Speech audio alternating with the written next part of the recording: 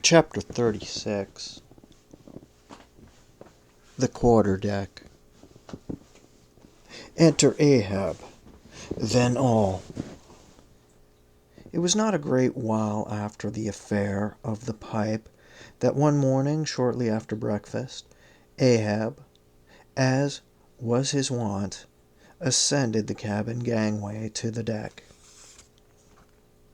There most sea captains usually walk at that hour, as country gentlemen, after the same meal, take a few turns in the garden.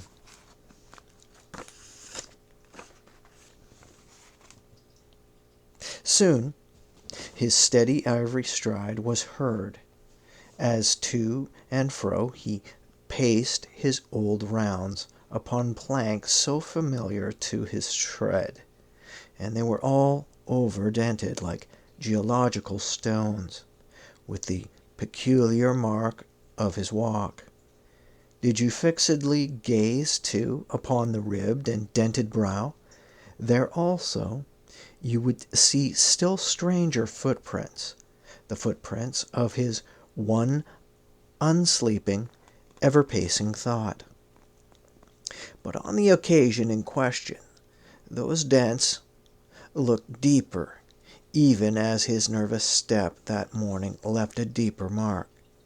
And so full of his thought was Ahab that at every uniform turn that he made, now at the mainmast and now at the binnacle, you could almost see that thought turn in him as he turned, and pace in him as he paced, so completely possessing him indeed that it all but seemed the inward mould of every outer movement.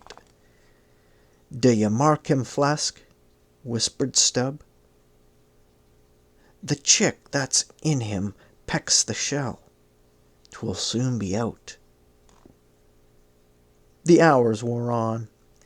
Ahab, now shut up within his cabin, anon pacing the deck, with the same intense bigotry of purpose in his aspect.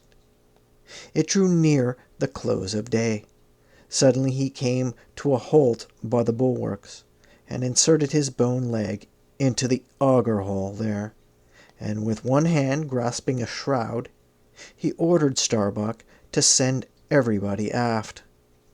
"Sir," said the mate, astonished at an order seldom or never given on shipboard except in some extraordinary case. "Send everybody aft," repeated Ahab. "Mastheads there, come down." When the entire ship's company were assembled, and with curious and not wholly unapprehensive faces were eyeing him, for he looked not unlike the weather horizon when a storm is coming up, Ahab, after rapidly glancing over the bulwarks, and then darting his eyes among the crew, started from his standpoint, and as though not a soul were nigh him, resumed his heavy turns upon the deck. With bent head and half-slouched hat he continued to pace, unmindful of the wandering whispering among the men, till Stubb cautiously whispered to Flask that Ahab must have summoned them there for the purpose of witnessing a pedestrian feat. But this did not last long. Vehemently pausing, he cried, "What do you do when you see a whale, men?" "Sing out for him," was the impulsive rejoinder, from a score of clubbed voices. "Good!" cried Ahab, with a wild approval in his tones, observing the hearty animation into which his unexpected question was so magnetically thrown them. "And what do you do next, men?"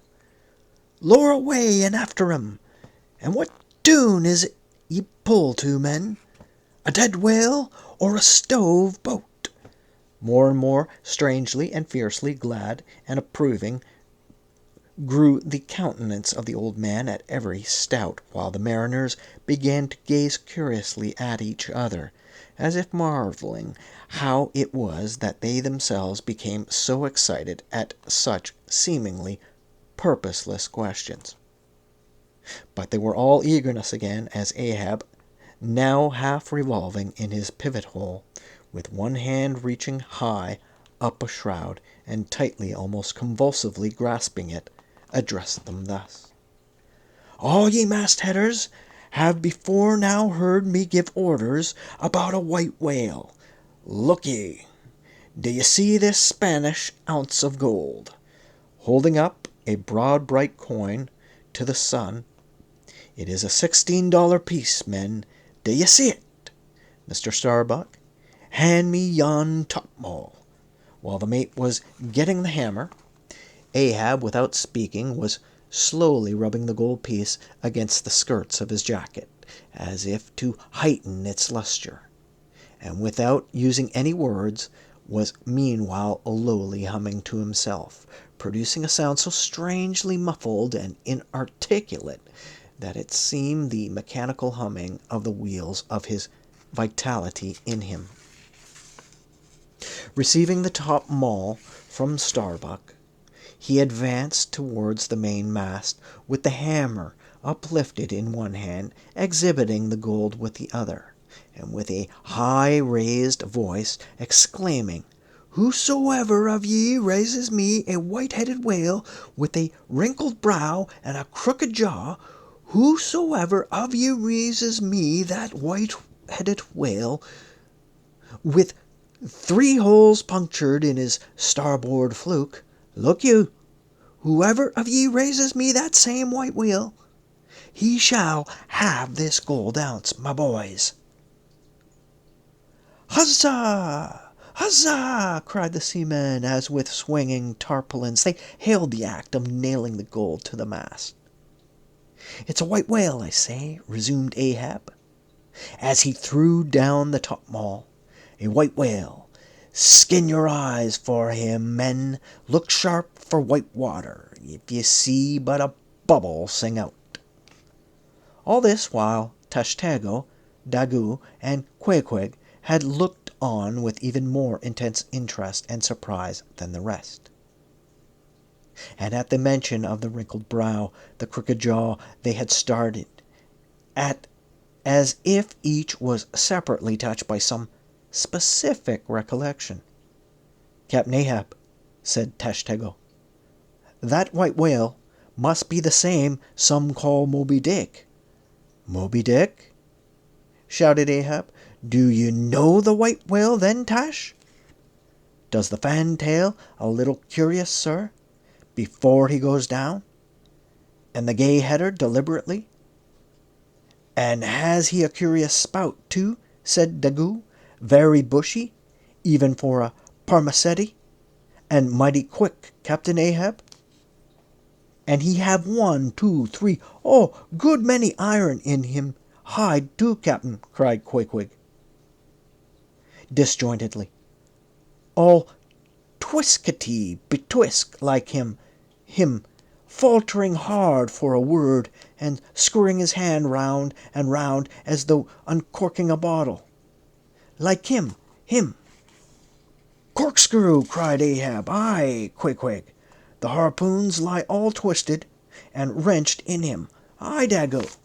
His spout is a big one, like a whole shock of wheat, and white as a pile of our Nantucket wool after the great annual sheep-shearing.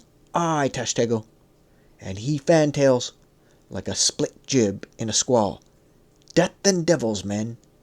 It is Moby Dick ye have seen. Moby Dick! Moby Dick!"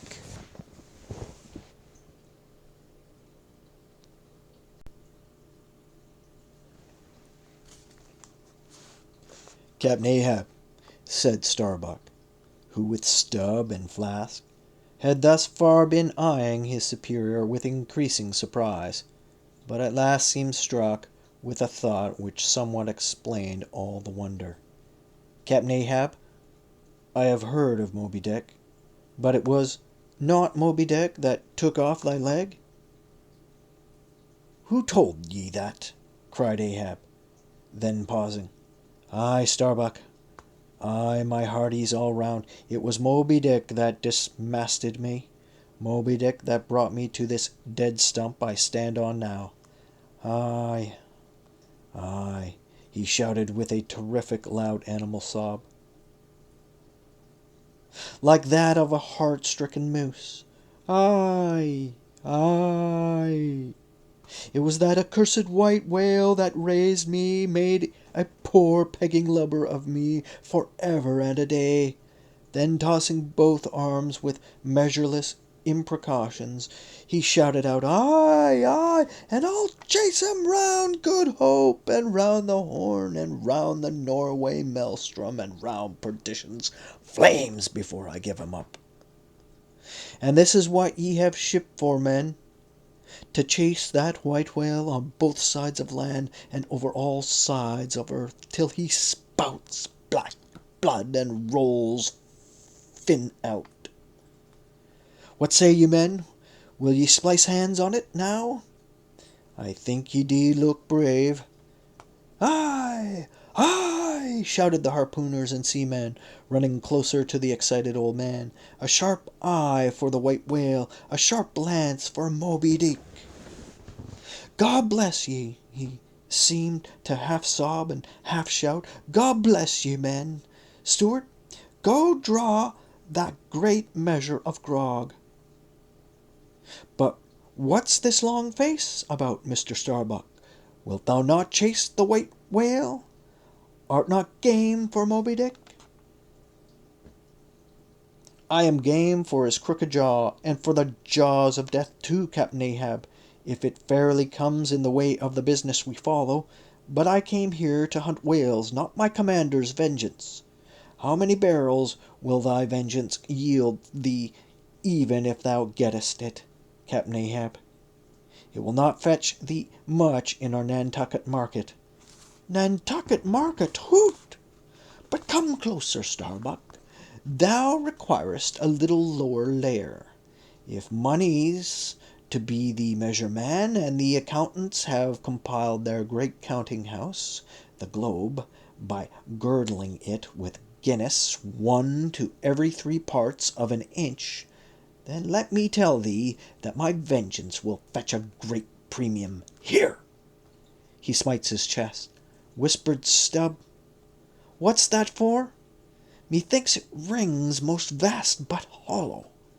"Vengeance on a dumb brute," cried Starbuck, "that simply smote thee from blindest instinct.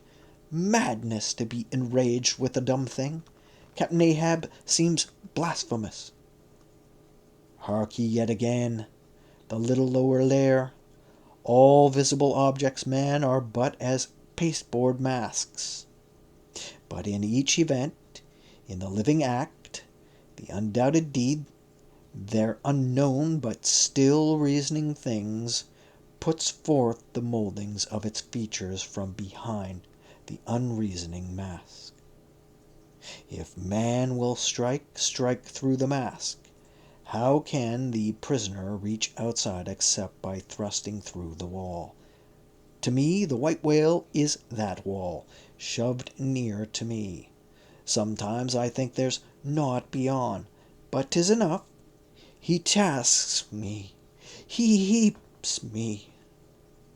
I see in him outrageous strength, with an inscrutable malice sinnowing it. That inscrutable thing is chiefly what I hate. And be the white whale agent, or be the white whale principal, I will wreak that hate upon him. Talk not to me of blasphemy, man. I'd strike the sun if it insulted me. For could the sun do that, then could I do the other, since there is ever a sort of fair play herein, jealousy presiding over all creations. But not my master, man, is even that fair play. Whose over me? Truth has no confines. Take off thine eye. More intolerable than fiends glaring is a doltish stare. So thou roddenest and palest, my heat has melted thee to anger glow. But look ye, Starbuck, what is said in heat, that thing unsays itself. There are men from whom warm words are small indignity.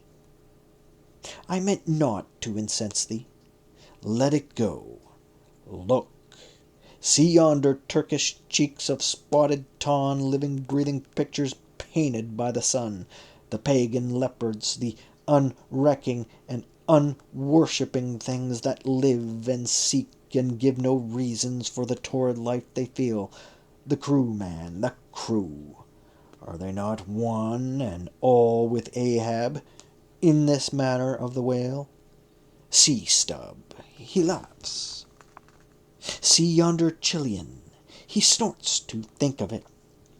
Stand up amid the general hurricane. Thy one-tossed sapling cannot, Starbuck. And what is it? Reckon it. 'Tis but to help strike a fin, no wondrous feat for Starbuck. What is it more? From this one poor hunt, than the best lance out of all Nantucket. Surely he will not hang back, when every foremast hand has clutched a whetstone. Ah, constraining seize thee, I see. The billow lifts thee. Speak, but speak.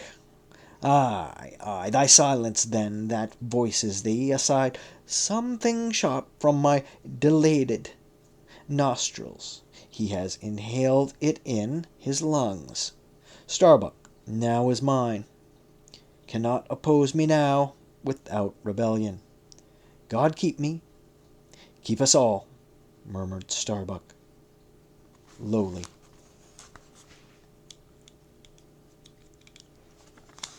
But in his joy at the enchanted tacit acquiescence of the mate, Ahab did not hear his foreboding invocation, nor yet the low laugh from the hold, nor yet the presaging vibrations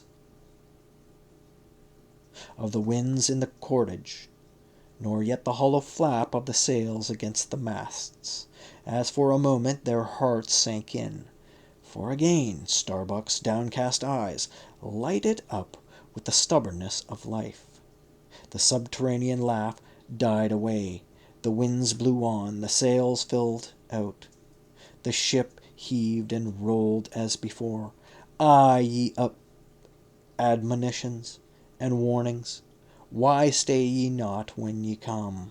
But rather are ye predictions than warnings, ye shadows, yet not so much predictions from without, as verifications of the foregoing things within.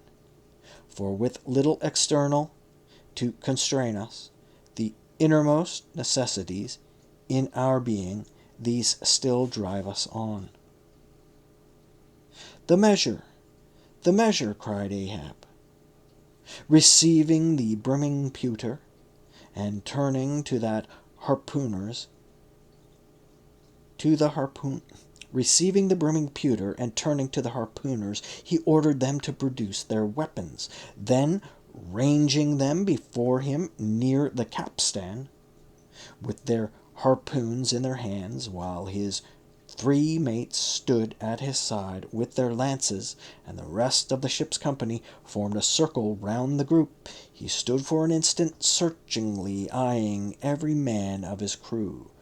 But those wild eyes met his as the bloodshot eyes of the prairie wolves meet the eye of their leader, ere he rushes on at their head in the trail of the bison, but alas, only to fall into the hidden snare of the Indian. "Drink and pass," he cried, handing the heavy charged flagon to the nearest seaman. The crew alone now drank. Round with it, round, short draughts, long swallows, men, 'tis hot as Satan's hoof. So it goes round excellently. It spiralizes in ye, forks out at the serpent's snapping eye. Well done, almost drained. That way it went, this way it comes. Hand it to me, here's a hollow. Men ye seem, the years so brimming life is gulped and gone. Steward, refill. Attend now, my braves. I have mustered ye all round, this captain and ye mates. Flank me with your lances and your harpooners. Stand there with your irons, and ye stout mariners, ring me in, that I may in some sort revive a normal custom of my fishermen fathers before me. O men, you will yet see that. Ha! Boy, come back. Bad pennies, come not sooner. Hand it me. Why now this pewter had run brimming again. Wert not thou St. Vitus imp, away thou argue. Advance, ye mates, cross your lances full before me. Well done, let me touch the axis. So saying, with extended arm, he grasped the three level, radiating lances at their crossed center. While so doing, suddenly and nervously twitched them, meanwhile glancing intently from Starbuck to Stubb, from Stubb to Flask. It seemed as though, by some nameless interior volition, he would fain have shocked into them the same fiery emotion accumulated within the Leyden jar of his own magnetic life. The three mates quailed before his strong, sustained, and mystic aspect. Stubb and Flask looked sideways from him. The honest eye of Starbuck fell downright. "In vain," cried Ahab, "but maybe 'tis well.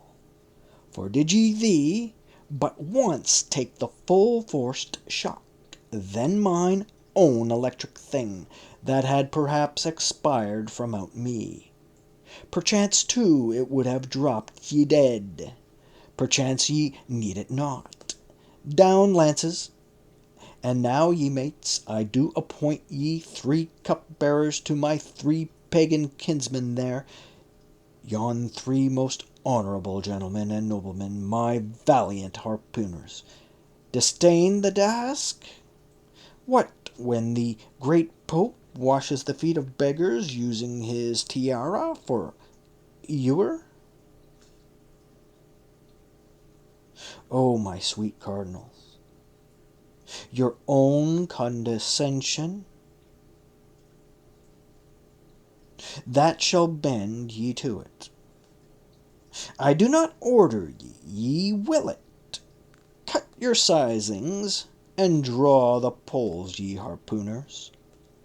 Silently obeying the order, the three harpooners now stood with the detached iron part of their harpoons, some 3 feet long, held barbs up before him.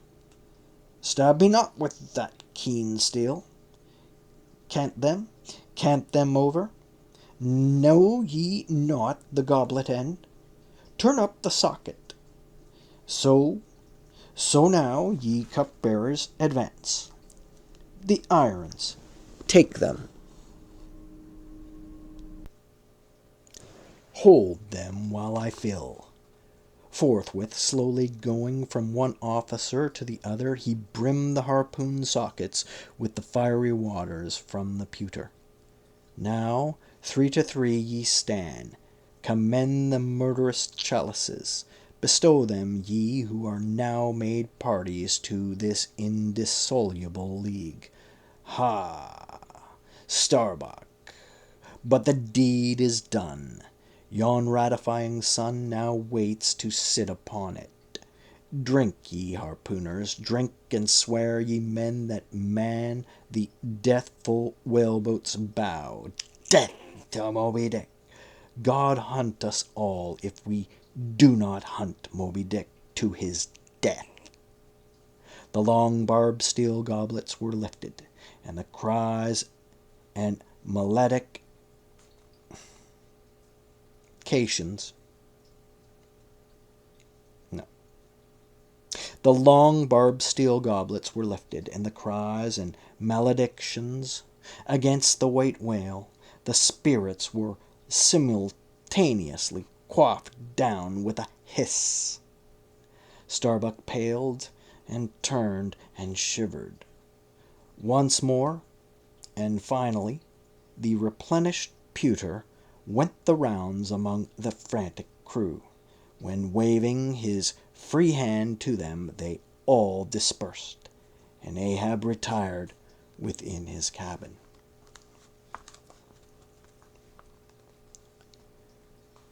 "37. The cabin. By the storm windows, Ahab sitting alone and gazing out. Sunset. I leave a white whale. I leave a white and turbid wake, pale waters, paler cheeks, where'er I sail. The envious billows sidelong swell to whelm my track. Let them, but first I pass. Yonder by the ever-brimming goblet's rim, the warm waves bluish like wine, the gold brow plumbs the blue. The diver sun, slow-dived from noon, goes down, my soul mounts up. She wearies with her endless hill. Is then the crown too heavy that I wear? This iron crown of Lombardy? Yet it is bright with many a gem. I, the wearer, see not its far flashing, but darkly feel that I wear that dazzlingly confounds. 'Tis iron, that I know, not gold. 'Tis split, too, that I feel the jagged edge galls me so. My brain seems to beat against the solid metal eye. Steel skull mime, the sort of that needs no helmet in the most brain-battering fight. Dry heat upon my brow. Oh, time was when, as the sunrise nobly spurred me, so the sunset soothed. No more. This lovely light, it lights not me. All loveliness is anguish to me, since I can ne'er enjoy. Gifted with the high perception, I lack the low enjoying power, damned most subtly and most malignantly, damned in the midst of paradise. Good night. Good night. Waving his hand, he moves from the window. 'Twas not so hard a task. I thought to fight one stubborn at the least, but my one-cogged circle fits into all their various wheels, and they revolve. Or if you will, like so many anthills of powder, they all stand before me, and I must needs be wasting. What I've dared, I've willed, and what I've willed, I'll do. They think me mad. Starbuck does. But I'm demoniac. I am madness maddened. That wild madness that's only calm to comprehend itself. The prophecy was that I would be dismembered, and I lost this leg. I now prophesy that I will dismember my dismemberer. Now, then, be the prophet and the fulfiller one. That's more than ye great gods everywhere. I laugh and hoot at ye cricket players, ye pugilists, ye deaf Burkes and blinded Bendigos. I will not say as schoolboys do to bullies, take some one of your own size. don't pummel me.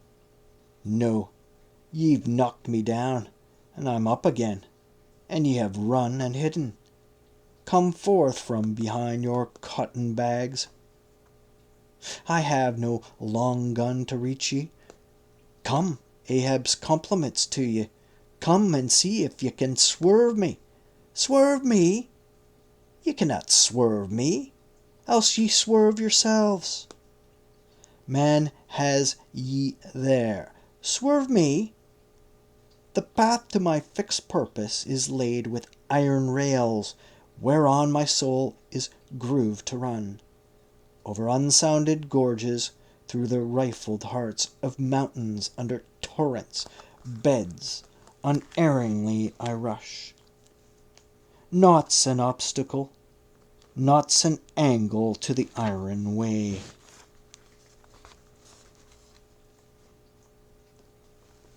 "38. Dusk. By the mainmast, Starbuck, leaning against it. My soul is more than matched. She's overmanned, and by a madman. Insufferable sting that sanity should ground arms on such a field. But he drilled deep down and blasted all my reason out of me. I think I see his impious end, but feel that I must help him to it. Will I? Nill I?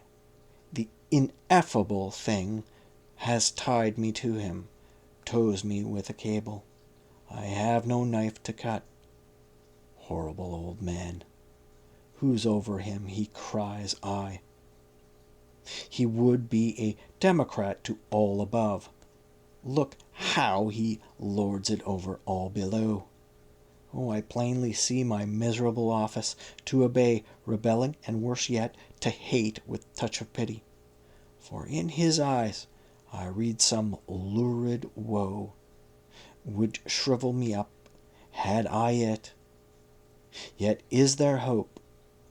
Time and tide flow wide. The hated whale has the round watery world to swim in, as the small goldfish has its glassy globe. His heaven-insulting purpose God may wedge aside.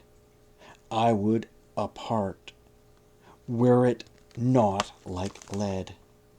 But my whole clock's run down my heart the all-controlling weight. I have no key to lift again. A burst of revelry from the forecastle. O God, to sail with such a heathen crew that have small touch of human mothers in them, whelped somewhere by the sharkish sea. The white whale is their demigorgon. Hark, the infernal orgies. That revelry is forward. Mark the unfaltering silence aft. Methinks it pictures life. Foremost, through the sparkling sea, shoots on the gay, embattled, bantering bow, but only to drag dark Ahab after it, where he broods within his sternward cabin, builded over the dead water of the wake, and further on, hunted by its wolfish gurglings. The long howl thrills me through. Peace, ye revellers, and set the watch. O life, 'tis in an hour like this, with soul beat down and held to knowledge, as wild, untutored things are forced to feed. O life, 'tis now that I do feel the lament horror in thee, but 'tis not me. That horror's out of me, and with the soft feeling of the human in me, yet will I try to fight ye, ye grim phantom futures. Stand by me, hold me, bind me, O ye blessed influences. 39. First Night Watch. Foretop, stub solace, and mending a brace. Ha, ha, ha, ha, hem. Clear my throat. I've been thinking over it ever since, and that ha-ha's the final consequence. Why so? Because a laugh, the wisest, easiest answer to all that's queer, and come what will, one's comfort always left. That unfailing comfort is, it's all predestinated. I heard not all his talk with Starbuck, but to my poor eye Starbuck then looked something as I the other evening felt. Be sure the old mogul has fixed him too. I twigged it, knew it, had the gift might readily have prophesied it. For when I clapped my eye upon his skull, I saw it. Well, Stubb, why, Stubb, that's my title. Well, Stubb, what of it, Stubb? Here's a carcass. I know not all that may be coming, but be it what it will, I'll go to it laughing. Such a waggish leering as lurks in all your horribles. I feel funny. Fa la lira skira. What's my juicy little pair at home doing now? Crying its eyes out? Giving a party to the last arrived harpooners, I dare say, gay as a frigate's pennant, and so am I. Fa la lira skira. Oh, we'll drink tonight with hearts as light to love as gay and fleeting as bubbles that swim on the beaker's brim and break on the lips while meeting. A brave stave, that's who calls. Mr. Starbuck? Aye, aye, sir, aside. He's my superior, he has his too, and I'm not mistaken. Aye, aye, sir, just through with this job coming.